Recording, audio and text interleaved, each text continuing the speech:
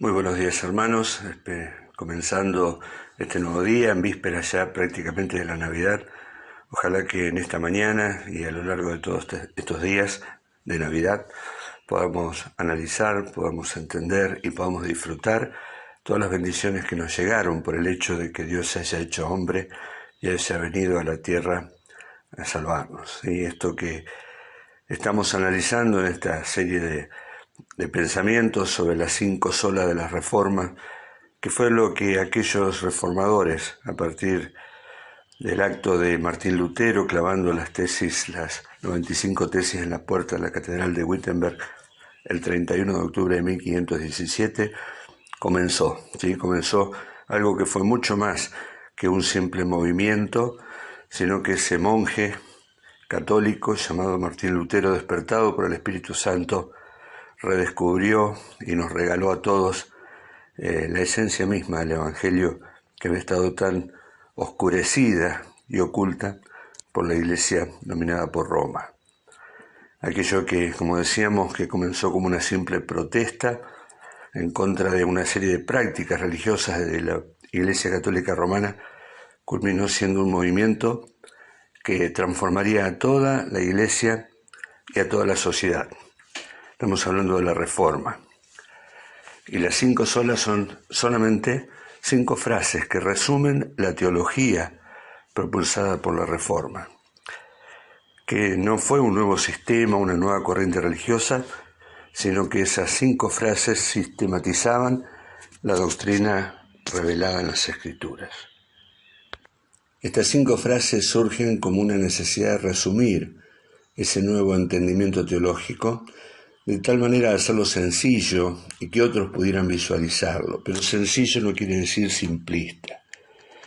Esas 5 famosas frases dicen sola scriptura o solo la escritura, sola fide, solo fe, sola gratia, solo gracia, solo Cristo y soli Deo gloria, que quiere decir solamente a Dios la gloria. Dijimos ya que la palabra sola significa eso, solo o solamente, y estas 5 expresiones revelaban 5 creencias fundamentales que los reformadores entendieron como pilares esenciales para la vida y la práctica cristiana. Ya analizamos 2 de ellas: sola escritura, que determina que las escrituras son la única fuente de autoridad, y esto es algo fundamental para sostener todo el andamiaje doctrinal. Si la Iglesia o un hombre tuviera autoridad por encima de ella, como enseña la Iglesia de Roma, entonces no habría certezas, sino incertidumbre y oscuridad. Pero tenemos la palabra profética más segura, que alumbra como una antorcha, que nace en el mismo interior de Dios, siendo inspirada por Dios en los escritores humanos. Ella es la única fuente de autoridad, inerrante, infalible, autoritativa y relevante por cuanto es la palabra de Dios. Sola fide nos enseña que Dios justifica al pecador solo a través de la fe en la persona y obra del Señor Jesucristo. Esta es la gran diferencia que nos separa definitivamente de los no reformados. Es la gran cuestión por la cual la Iglesia se sostiene o se cae. Se trata del método de justificación, de la manera de ser salvo. Lutero redescubrió aquella gran verdad del Antiguo Testamento y empleada en el Nuevo: el justo por la fe vivirá. No una fe muerta, como dice Santiago, sino de una fe que se revela a través de obras necesarias para demostrarla, pero no para obtenerla. Hoy vamos a detenernos en la tercera verdad, la tercera sola, que dice sola gratia, sola gracia. Esta expresión nos transmite la inmensa verdad de que la salvación es solo por gracia. ¿Qué significa gracia? Es un regalo que no se merece, se recibe o se rechaza, pero siempre es un regalo, algo que está más allá de todo mérito, merecimiento o derecho humano. Leemos en Romanos capítulo 4, verso 4, pero el que obra no se le cuenta el salario como gracia, sino como deuda. Mas el que no obra, sino cree en aquel que justifica al impío, su fe le es contada por justicia. En el capítulo 11, versículo 6, dice: y si por gracia, ya no es por obras. De otra manera la gracia ya no es gracia. Y si por obras, ya no es gracia. De otra manera, la obra ya no es obra. Escribiendo la segunda carta a los Corintios, Pablo dice en el capítulo 8, porque ya conocéis la gracia de nuestro Señor Jesucristo, que por amor a vosotros se hizo pobre siendo rico, para que vosotros con su pobreza fueseis enriquecidos. Y el último texto es de Efesios 2:8, dice, porque por gracia sois salvos por medio de la fe, y esto no de vosotros, pues es un don de Dios. Desde las primeras páginas de la Biblia se manifiesta la bondad de Dios hacia el hombre pecador. Dios no quiere la muerte del hombre pecador, sino que éste se arrepienta, se vuelva y viva. Pero en el Antiguo Testamento tenemos la ley de Dios, los 10 mandamientos, que no eran una manifestación de gracia, sino que expresaban en forma orgánica las demandas de un Dios santo para aquellos que quisieran acercarse por sus propios méritos, cerrando la puerta a la salvación de todos los hombres. La ley encerró todo bajo pecado para que los hombres entendieran que necesitaban un Salvador que asumiera el costo por ello y les concediera el don de la gracia de la salvación. Cuando el Señor Jesucristo se hizo hombre, dice Juan 1:17, la gracia se manifestó. Habitó entre nosotros, puso su tienda de campaña a la par de la nuestra, fue nuestro vecino. Pero no alcanzaba con su vida perfecta, fue necesaria la cruz. Por eso Pablo expresa en Romanos 3:24 que siendo justificados gratuitamente por su gracia, mediante la redención que es en Cristo Jesús. Allí no solo se hace referencia al pago de un precio para obtener la libertad, que es la palabra redención, sino que también se utiliza la expresión gratuitamente, que significa sin precio, sin costo para el pecador. ¿A qué se opusieron los reformadores del siglo XVI? ¿Qué enseñaba y enseña la Iglesia romana? La Iglesia de Roma enseña que el hombre coopera con Dios en la salvación. Si bien reconoce que la obra inicial le pertenece a Dios y que es Él quien vierte su gracia inicial en el pecador, es solo eso la primera etapa de la salvación humana. Para lograrlo finalmente, la persona deberá obrar arduamente y por mucho tiempo, varios años si es necesario, mediante actos como la oración, el ayuno, el amor al prójimo, la práctica de la abnegación, el dar testimonio de su fe romana, etc.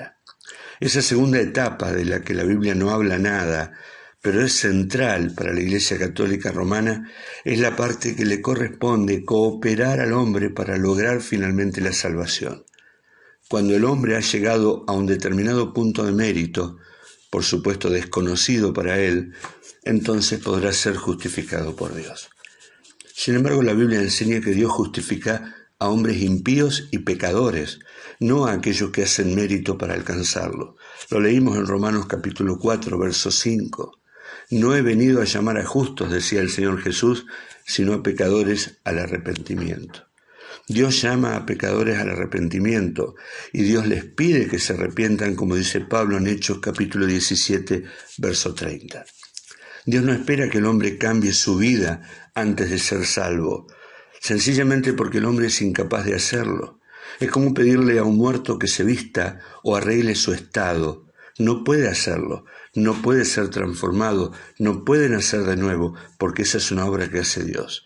La Iglesia romana engaña a las personas diciéndoles que deben primero cambiar interiormente, cuando la Biblia dice que el hombre tiene que reconocer que es pecador, que no tiene méritos, que debe humillarse ante la presencia de un Dios santo y justo y clamar por misericordia. Según Roma, la gracia inicial, la gracia que ellos llaman santificante, que la persona recibe cuando se bautiza, se puede perder cuando la misma comete un pecado serio, consciente y deliberado. Cuando esto sucede, la gracia santificante se puede restaurar también en base a los sacramentos. Según la Iglesia romana, los sacramentos, que son 7, incluyendo el bautismo, son los medios por medio de los cuales Dios concede gracia santificante y actual al momento de realizarla. Ella enseña que los sacramentos contienen gracia. Pero para poder obtenerla, el católico debe estar adecuadamente preparado. Esta preparación incluye un corazón creyente, reflexión, oración y actos de penitencia. Y cuando la persona satisface estos requisitos, entonces está apropiadamente dispuesta para la recepción válida de la gracia mediante el sacramento. La cantidad de gracia que la persona recibe es proporcional a lo bien que se haya preparado y a la generosidad de Dios. Por lo tanto, para que estas acciones cumplan el propósito deseado, la persona debe hacer su parte. Esa cooperación del hombre con Dios resulta en la realización de buenas obras, y éstas generan una recompensa que se llama mérito. La cantidad de mérito es proporcional a la clase de obra realizada, a la cantidad de la obra cumplida, a la dificultad de la obra, a la duración de la obra. La cantidad de gracia presente antes de realizar la obra, la intensidad o fervor con la que se realizó la obra. La Biblia, en cambio, describe la gracia como la actitud favorable de Dios hacia una persona. Es la disposición de Dios a bendecir a una persona. Por definición, la gracia es gratuita e inmerecida. Lo leímos en Romanos 11:6. Si no es gratuita, entonces no es gracia. Dios derrama su gracia sobre hombres que han pecado contra Él, hombres que no merecen su favor, sino que precisamente merecen lo contrario. Para salvarlos a ellos, Dios dio a su Hijo unigénito. A ellos Dios les ofrece gratuitamente la salvación eterna y adoptarlos como hijos y darles toda bendición espiritual en los lugares celestiales en Cristo. La gracia de Dios es tan grande que no alcanzará toda la eternidad para mostrar las abundantes riquezas de la misma en su bondad para con nosotros. Eso lo enseña Pablo en Efesios capítulo 2, verso 7. La Iglesia romana tergiversó la gracia de Dios hasta hacerla irreconocible. La oscureció, la deformó, transformándola en un medio de intercambio favorable a sus intereses. Hagan obras, ganan gracia. Hagan méritos, obtienen gracia. Por ello, cuanto más gracia necesiten, cuanto más gracia quieren o cuanto más gracia tengan, más obras realizarán. Es el hombre cooperando con Dios, obrando para obtener su salvación, y eso ya no es gracia.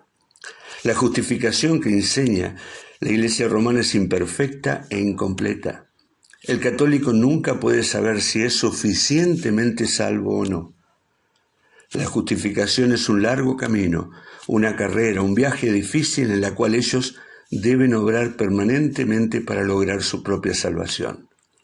Para el católico romano, la salvación eterna involucra una vida entera de hacer, trabajar y esforzarse. Debe guardar los mandamientos de Dios y de la Iglesia romana.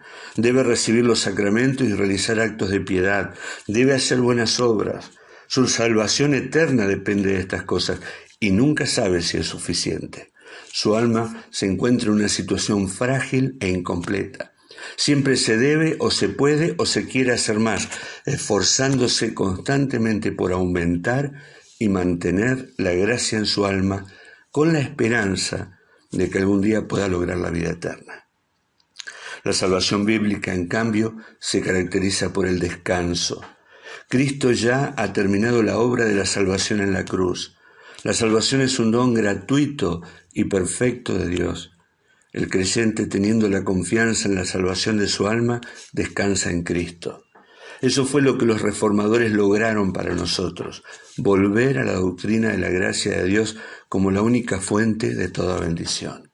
Querido hermano, querida hermana, que en esta mañana y que cada día de nuestra vida disfrutemos de la tremenda seguridad que tenemos por estar en Cristo, la tranquilidad que no tenemos que hacer cosas para ser salvos, y que todos los beneficios de la obra de Cristo están disponibles para nosotros como un regalo precioso e invaluable, asegurándonos que ni siquiera todas las fuerzas del infierno juntas podrán impedir que un día estemos en el cielo.